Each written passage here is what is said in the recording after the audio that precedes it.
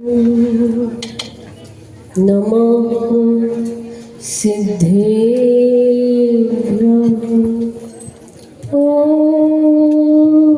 नमः सिद्धेभ्यः। ॐ नमः सिद्धेभ्यः। अहिंसा परम धर्म के महावीर भगवान के संत शिरोमणि आचार्य गुरुवर श्री विद्यासागर जी महाराज के आचार्य भगवंत श्री समय सागर जी महाराज के 3 कम 9 करोड़ मुनि राजों में की जय। वंदनीय हरिका संघ की जय। जिनकी छवि में कुंद कुंद अकलंक देव मुझे दिख जाते, जिनकी चरण धूलि को पाकर हम सम्यक समता पाते, ज्ञान ध्यान का भरा खजाना जिसमें वो है रत्नाकर सदा रहे जयवंत धरा पर मेरे गुरु विद्यासागर, मेरे गुरु विद्यासागर। भारत माँ की गोद कभी रत्नों से खाली नहीं रही और हमेशा भरी पूरी रही है। भगवान आदिनाथ से लेकर महावीर स्वामी तक हुए 24 तीर्थंकर, उसके बाद कुंद कुंद स्वामी, उमा स्वामी, समंत भद्र, गुणसेन, धरसेन, भूतबली, पुष्पदंत आदि अनेकों आचार्यों ने इस भारत माँ की गोद में जन्म लेकर उसकी कीर्ति को बढ़ाया है। उसी श्रृंखला में हुए आचार्य ज्ञान सागर जी महाराज वयोवृद्ध होने पर जब राजस्थान का विहार करने के लिए निकले तो अनेक क्षेत्रों में धर्म की प्रभावना करते हुए अजमेर पहुँचे। तब एक युवक आचार्य ज्ञान सागर महाराज के पास पहुंचा और उनके चरणों में निवेदन किया, गुरुदेव मैं आपके चरणों में रहकर विद्या अध्ययन करना चाहता हूँ। नाम सुनकर जिज्ञासा प्रकट की आचार्य ज्ञान सागर जी महाराज ने कि ज्ञान प्राप्त करके भाग जाओगे तब मैं व्यर्थ श्रम क्यों करूँ। इतना सुनते ही उस युवक ने दृढ़ प्रतिज्ञ होकर कहा, गुरुदेव आज से मैं आजीवन सवारी का त्याग करता हूँ। दंग रह गए आचार्य ज्ञान सागर जी महाराज। इतनी सी बात पर इतना महान त्याग। दोनों देख रहे थे एक दूसरे को एकटक। पारखी गुरु की नजरों ने तीव्र लालसा देखी और शिष्य की नजरें डूब डूब गई उस ज्ञान के सागर में, मानो समाहित करके ही रहेंगे उस सिंधु को। गुरु बोले ठीक है देखेंगे। इतना सुनते ही रख दिया माथा गुरु चरणों में। हृदय की वेदना फूट पड़ी आंखों से, अश्रु गंगा से प्रक्षालित होने लगे गुरु चरण। बोल ठहर गए। मौन भाषाएं ने ही संबंध जोड़ दिया गुरु और शिष्य का। धन्य हो गए विद्याधर ऐसे गुरु को पाकर। पढ़ाई का क्रम जारी हुआ। विद्याधर तो सचमुच विद्याधर ही थे। कन्नड़ भाषा भाषी होने पर भी वो प्राकृत भाषा ऐसे बोलते थे जैसे अपनी मातृभाषा बोल रहे हो। ऐसी थी गुरु ज्ञान सागर महाराज जी की शिक्षा। उन्होंने अपने अनन्य भक्त शिष्य को प्राकृत और संस्कृत जैसे गूढ़ विषय के लिए घुट्टी की तरह पिलाया और विद्याधर भी पचाते गए, आत्मसात करते गए सब कुछ। कुछ ही दिनों में तो संस्कृत और प्राकृत भाषा के महान वेत्ता बन गए विद्याधर जी। गुरु के पूर्ण संतुष्ट होने पर जब आचार्य ज्ञान सागर महाराज का मुनि दीक्षा देने का पता चला समाज को तो विचलित हो उठे। बोले 21 वर्ष का युवक और सीधे मुनि दीक्षा, बहुत विरोध हुआ। पर काल चक्र को कौन टाल सकता था और 25,000 जन समुदाय के समक्ष उन्हें मुनि दीक्षा प्रदान की गई। कल के विद्याधर अब मुनि विद्यासागर जी बन गए थे। सभी धन्य हो गए उस अपूर्व महापर्व को देखकर। और विद्यासागर को सिर्फ 2 ही कार्य शेष रह गए थे, गुरु सेवा और विद्या अध्ययन। आचार्य ज्ञान सागर जी महाराज कहते, जल्दी जल्दी विद्या अध्ययन कर लो विद्यासागर जी, समय बहुत थोड़ा है। कितना सही पूर्वानुमान था आचार्य ज्ञान सागर जी का। वो अपना सारा ज्ञान उड़ेल देना चाह रहे थे। दोनों समाहित हो रहे थे, समाहित होना चाह रहे थे एक दूसरे में। दिन रात ज्ञान अमृत बरसता रहा और पान करते रहे मुनि विद्यासागर जी महाराज।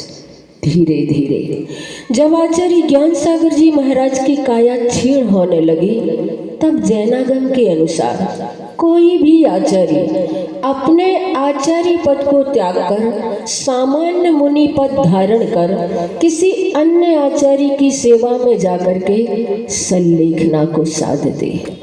पर ये किसे पता था कि जिन्हें आचार्य ज्ञान सागर मुनि महाराज ने का खा गा पढ़ाया है, सभी विधाओं में पारंगत किया है, उन्हीं के परम शिष्य मुनि विद्यासागर महाराज को यह पुनीत कार्य कराना है।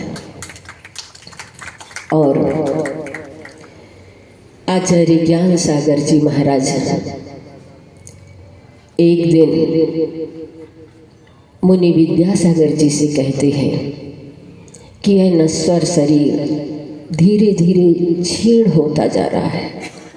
जैनागम के अनुसार अब मैं अपना संलेखना को ग्रहण करके इस आचार्य पद का त्याग करना चाहता हूँ, अतः मैं अपना आचार्य पद तुम्हें सौंपता हूँ। इस अप्रत्याशित प्रस्ताव से संकोचग्रस्त भौचक के रह गए मुनि विद्यासागर जी महाराज। द्रवित हो उठे। कितनी सरलता और सहजता थी आचार्य ज्ञान सागर जी महाराज के शब्दों में। मार्गा गुण की तो कोई सीमा ही नहीं रही। तब विद्यासागर जी द्रवित हो उठे। आचार्य ज्ञान सागर जी महाराज उन्हें अपने कर्तव्य और गुरु आज्ञा को स्मरण दिला करके सुस्थिर करते हैं। शिष्य ने मौन प्रणति पूर्वक स्वीकृति दे दी।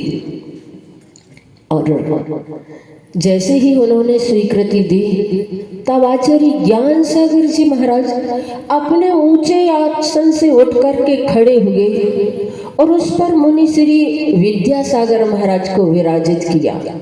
अपने आचार्य पद को त्यागने और उन्हें आचार्य पद को देने की विधि को शास्त्रोक्त रीति से संपन्न करके नीचे के आसन पर बैठ गए। एक 80 वर्षीय वयोवृद्धाचार्य 25 वर्षीय नव युवक मुनि महाराज के चरणों में नमोस्तु करते हैं। सभी ने जब वह मान मर्दन का दृश्य देखा तो सबकी आंखों में आंसू झलकने लगे। आचार्य ज्ञान सागर महाराज विद्यासागर जी महाराज से कहते हैं, भो गुरुदेव कृपाम करो। आचार्य श्री, मैं आपकी सेवा में रहकर संलेखना को साधना चाहता हूँ। एक गुरु जिसने अपने शिष्य को काखा गा पढ़ाया है और वो ही इतने नम्र और विनम्र स्वर में कह रही है, मैं आपकी सेवा में रहकर संलेखना को साधना चाहता हूँ। और फिर उन्होंने क्रमशः फल, भोजन, दूध, रस आदि सभी का त्याग कर स्वयं संलेखना को ग्रहण किया। आचार्य विद्यासागर महाराज ने अपने आचार्य पद पर रहकर निर्यापक श्रवण, निर्यापक आचार्य क्या होते हैं, कैसे होते हैं, 1 वर्ष तक अपने गुरु की उन्होंने इस प्रकार से संलेखना कराई। तभी तो किसी ने कहा कि सूर्य को देखें तो उसमें भी आग है, चांद को देखें तो उसमें भी दाग है, जीवन का खारापन समुद्र की फाग है। सच कहती हूँ गुरुदेव के भक्तों, आचार्य विद्यासागर एक अनुपम जहाज है। अमीरी की तो ऐसी की कि सब कुछ लुटा बैठे, और गरीबी की तो ऐसी की कि तेरे दर पे आ बैठे। आज की तिथि में प्यासे को पानी की जरूरत थी और पानी को प्यासे की जरूरत थी। आज की तिथि में प्यासे को पानी की तलाश थी और पानी को प्यासे की तलाश थी। आज की तिथि वो तिथि है जब एक युग परिवर्तन का स्वर्णिम इतिहास रचा गया था। मगशिर कृष्णा द्वितीया के दिन आचार्य विद्यासागर महाराज सिर्फ जैनों के ही संत नहीं थे, वे जन जन के संत थे। मैंने उदाहरण पढ़ा कि विदेश में प्रचार प्रसार करने गई एक विदुषी साधिका ने अपने संस्मरण में सुनाया कि जब मैं वहां गई तो वहां के लोगों ने मुझसे पूछा, तुम कौन से धर्म की अनुयायी हो? तो मैंने उन लोगों को बताया कि मैं जैन धर्म की अनुयायी हूँ। तब वहां के लोगों ने कहा, वही जैन धर्म ना जिसके अनुयायी आचार्य विद्यासागर जी महाराज। उस साधिका ने कहा, मुझे लगा हमारे आचार्य गुरुवर विद्यासागर महाराज आज जैन धर्म की पर्याय बन गई है और इस बात को लेकर के हमें गौरव है। तो बंधुओं, सूर्य कभी मोहताज नहीं होता किसी प्रकाश का। जिस प्रकार से उदित होता हुआ सूर्य, खिलती हुई कली, बहता हुआ झरना, जलता हुआ दीपा किसी का मोहताज नहीं होता परिचय का, उसी प्रकार आचार्य विद्यासागर महाराज का व्यक्तित्व ऐसा ही व्यक्तित्व था। समय अपना हो रहा है। मैं तो इतना ही कहना चाहती हूँ कि वास्तव में हम सभी का ऐसा सौभाग्य था कि हमने अपनी जिंदगी में ऐसे आचार्य के दर्शन किए जो चतुर्थ काल के मुनिराजों की चर्या में विख्यात थे। जहां उनके चरण पहुंच जाते वहां की धूली चंदन बन जाती थी। जहां उनके अमृत बोल सुनने को मिलते थे, लगता था सुख का सागर सिमट करके आ गया हो। ऐसे आचार्य भगवान के चरणों में यहीं से अपनी विनयांजलि और श्रद्धांजलि समर्पित करके 2 पंक्तियों को कहना चाहती हूँ। गुरु आज्ञा में पंथ हो, गुरु आज्ञा निर्ग्रंथ, गुरु आज्ञा को नमन हो, गुरु आज्ञा पर। ऐसे आचार्य जिन्होंने हमें ऐसे आचार्य प्रदान किए जो उन्हीं की छवि को लिए हुए हैं, उन्हीं जैसा वात्सल्य, उन्हीं जैसी करुणा, उन्हीं जैसा आचरण, सब कुछ उनमें समाया हुआ है।